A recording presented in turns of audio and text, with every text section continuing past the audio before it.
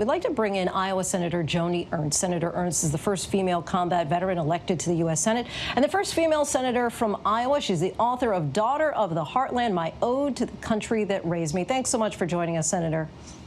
Oh, it's great to be with you, Lindsay. Thank you.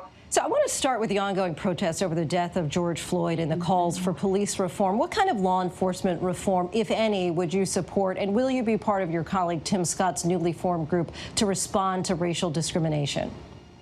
I am already working with Tim Scott on a number of measures, and I really do think that this is an issue that needs to be addressed, and it needs to be addressed not only at the federal level with what we can do, but we need to work with our state and local partners as well as any nonprofits. This is a great opportunity for all of us to come together, use our ears a little bit more and our mouth a little bit less. I think this is a really important time in our history where we need to listen a little bit more than we are talking. There are real challenges out there, and we really need to understand what they are.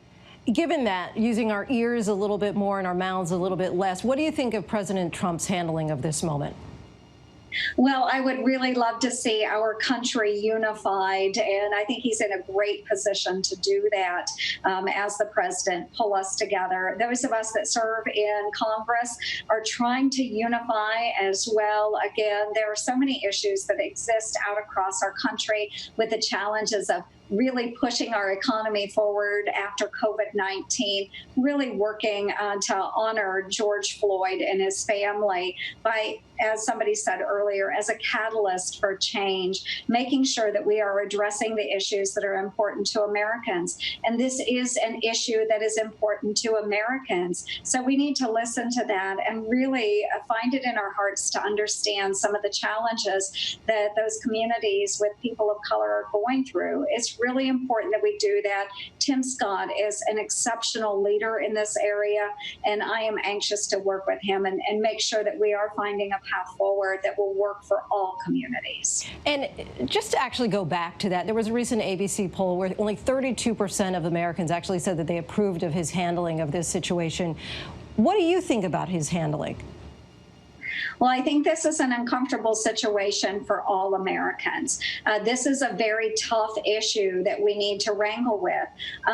A lot of folks that I visit with, they don't know what the right answer is. They don't know how to ask a person of color, tell me what you're feeling right now. Now is the time for open and honest conversation. And for those of us that come from very different communities, I grew up in a very rural community in Southwest Iowa. It's time for me to open my ears and really hear and understand what is going on.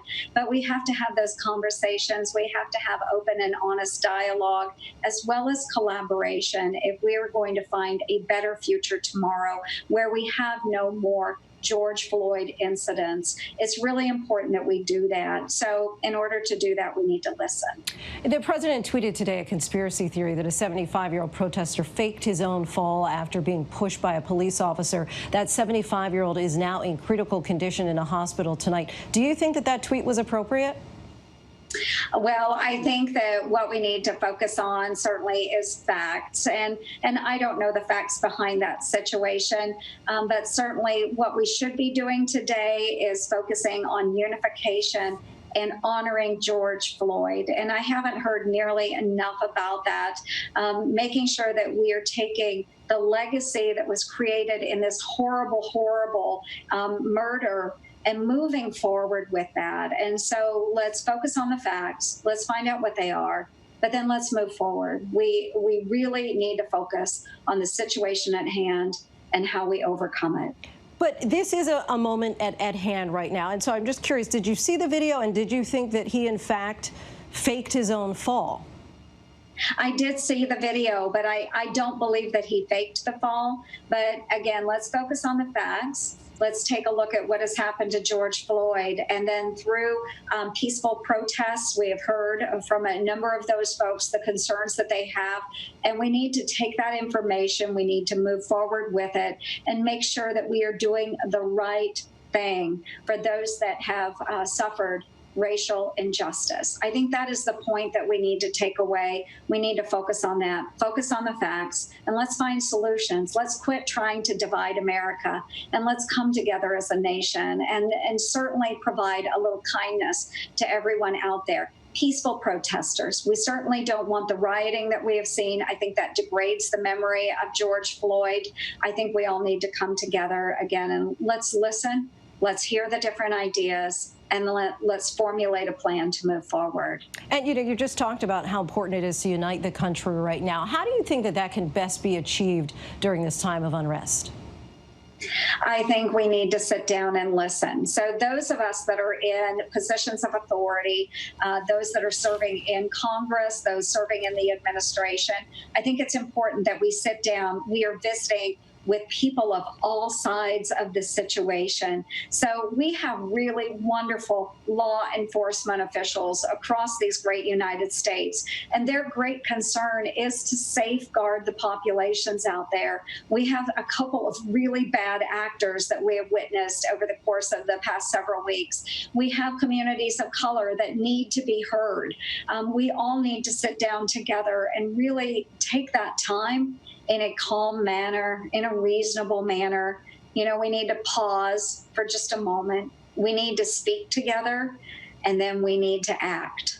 So I hope that we can do that in these upcoming weeks and truly honor the family of George Floyd and know that his life in some way did make a lasting, again, I am very hopeful that this can be a catalyst for lasting change for many communities across the United States. Yeah, I think many would agree with you that we need that pause in the conversation. Let's talk about your book for a moment. You write about the people of Iowa being misunderstood by politicians in Washington. What's most important for you and also your constituents that you feel needs to be heard?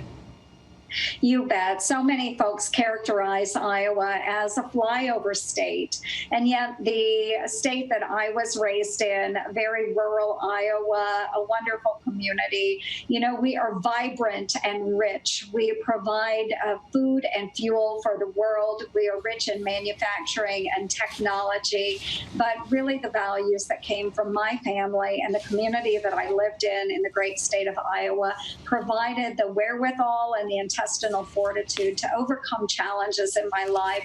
I want people to understand how wonderful our heartland is, the values that we have, the work ethic that we have, and truly I owe so much to that upbringing. You also describe in your book in a very raw way your experience with sexual assault. How has that experience informed your politics? It has most certainly informed my politics, and in a way I think that people have only begun to understand.